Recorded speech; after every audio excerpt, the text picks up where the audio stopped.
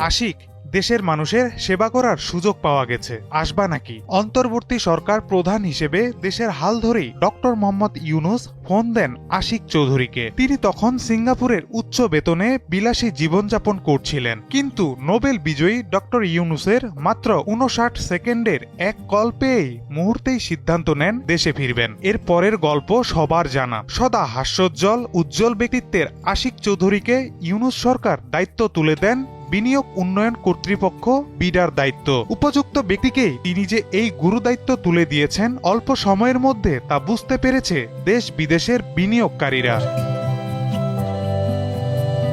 কে এই আশিক চৌধুরী? তার পুরো পরিচয়ই বা কি?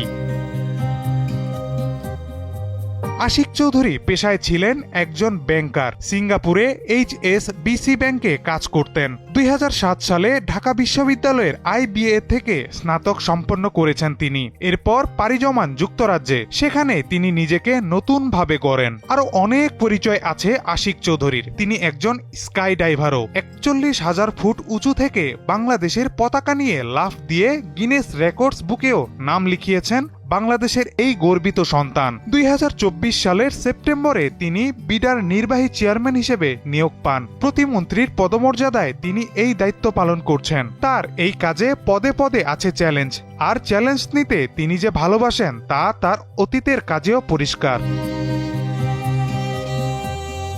বাংলাদেশে বিনিয়োগের দারুণ সম্ভাবনা থাকা সত্ত্বেও পর্যাপ্ত বিদেশি বিনিয়োগ আসছিল না। আশিক চৌধুরী দায়িত্ব নিয়েই বিনিয়োগকারীদের আস্থা অর্জনে বেশ কিছু পদক্ষেপ নিয়েছেন। সেই সাথে 50 দেশের 550-র বেশি বিদেশি বিনিয়োগকারীদের নিয়ে ঢাকায় একটি সফল আন্তর্জাতিক বাণিজ্য সম্মেলন আয়োজনের মধ্য দিয়ে আরেক ধাপ এগিয়ে গেল বাংলাদেশ।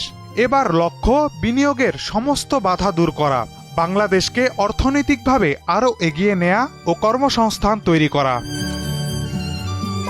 মাহিদুর রহমান, দীপ্ত সংবাদ, ঢাকা।